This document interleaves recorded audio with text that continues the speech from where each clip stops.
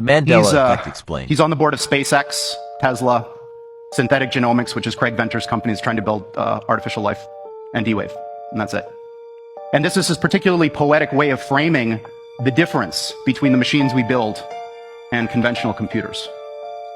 This is what they look like. There are two of them. These are from our lab in Burnaby in British Columbia. From the outside, they look like giant black monoliths, big metal boxes, about 10 feet on a side, 12 feet tall. And they are powered, they have a fridge inside them, a refrigerator that cools these chips to almost absolute zero. Just a wisp, a fraction of a degree above absolute zero. Hundreds of times colder than interstellar space. Amongst the coldest and most isolated and extreme conditions that humans have ever been able to engineer. These fridges, interestingly enough, which are called pulse tube dilution refrigerators, have a thing called a pulse tube, which emits a sound roughly once per second, which sounds eerily like a heartbeat. So if you have the opportunity to stand next to one of these machines, it is an awe-inspiring thing, at least for me. It feels like an altar to an alien god. They really are impressive machines. At the heart of this big box is a tiny chip about the size of your thumbnail. And on this chip resides all of the wonder and magic that makes this thing go. I'm not going to describe in any mathematical detail how it all works, but let me give you an analogy. In quantum mechanics, there's this concept that a thing can exist in two states which are mutually exclusive at the same time, quote unquote. And I'm using those words because the English language was developed before we had concepts to describe what these things actually are doing.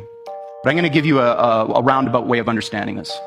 Imagine that there really are parallel universes out there, and now imagine you have two that are exactly identical in every respect, all the way out to the horizon as far as we can see, down to the last little atomic detail of every single thing, with only one difference. And that's the value of a little thing called a qubit on this chip, which is a contraction of quantum bit. And that qubit is very much like a bit or a transistor in a conventional computer. It has two distinct physical states, which we call 0 and 1 for bit. In a conventional computer, these are mutually exclusive. That device is either one or the other, never anything else. In a quantum computer, that device can be in this strange situation where these two parallel universes have a nexus, a point in space where they overlap. And when you increase the number of these devices, every time you add one of these qubits, you double the number of these parallel universes that you have access to. Until such time when you get to a chip like this, which is about 500 of these bits, you have something like 2 to the 500th power of these guys living in that chip. So the way I think about it is that the shadows of these parallel worlds overlap with ours. And if we're smart enough, we can dive into them and grab their resources and pull them back into ours to make an effect in our world. Now, this may sound very odd to you and bizarre, and in fact, I am using language that a normal theoretical physicist probably wouldn't use, but this is, what I'm telling you is absolutely correct and in line with the way that these things actually work. We've been doing this for some time now, and in fact, we have our own version of Moore's Law. The doubling of the number of these qubits on the chip has happened once a year for the past 9 years. So for the last 9 years, every year the number of these qubit devices has doubled, and it will continue to do so. As a point of reference, in terms of how fast these things are, in one generation of chip, the one from the system that was installed at USC to the one that Google and NASA have now, the speed of the device went up by almost 500,000. This is the kind of progress that you're going to see with these types of machines going forward. And 500,000 sounds like an abstract number, but I put up a little mental comparison here to see what 5,000 really means. 500,000 is a big number when it comes to speed. All right, so now I'm getting into the last part of my talk where I'm going to make some predictions, some dangerous predictions. So predictions are very dangerous for a variety of reasons. Often they're wrong, which is one. But I think they're important because predictions somehow are our internal desires made manifest. Predictions are about what we want to happen, maybe not what will happen. And I'm going to make 3 predictions, and all of them are dangerous in the sense that they're very unlikely to happen, maybe, but I think that there's a very good chance that they may. As an aside, I just wanted to say that, at least in the Valley, Silicon Valley, and maybe in the United States in general, there's a very deep feeling of unease about the way technology has been developing. Because we have all of these vast array of very smart people, and what they're doing is crap. They're building things that cannot last. They're building things that are not important.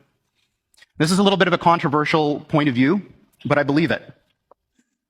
But I think that the reason for this is it's low-hanging fruit. Computers haven't been around for a long time. And I think that what's going to happen is that as people get more comfortable with computers, the attention will turn from the Twitters and the Facebooks to very important things. So here's my first prediction. I'm going to predict that by 5 years, NASA will have found an Earth-like planet with Earth-like atmosphere and water on it, and serious people will start discussing how we get there. And by the way, they're going to use one of our machines to help do this. So that's my first prediction.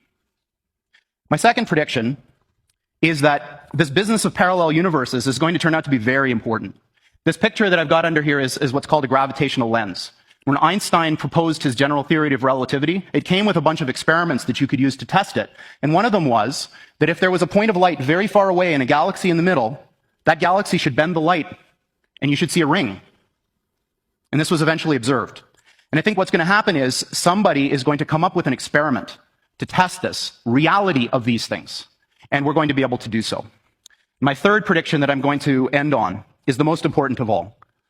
I believe that humanity is on the cusp of the most important technological, societal revolution that's ever occurred. And that's when we got to the point where the machines that we build outpace us in every respect. I don't mean that they're better calculators. I don't mean that they're better at searching. I mean everything. And I think that we're very close. And my prediction is that within 15 years, we will have machines that outpace humans in everything. Thank you very much.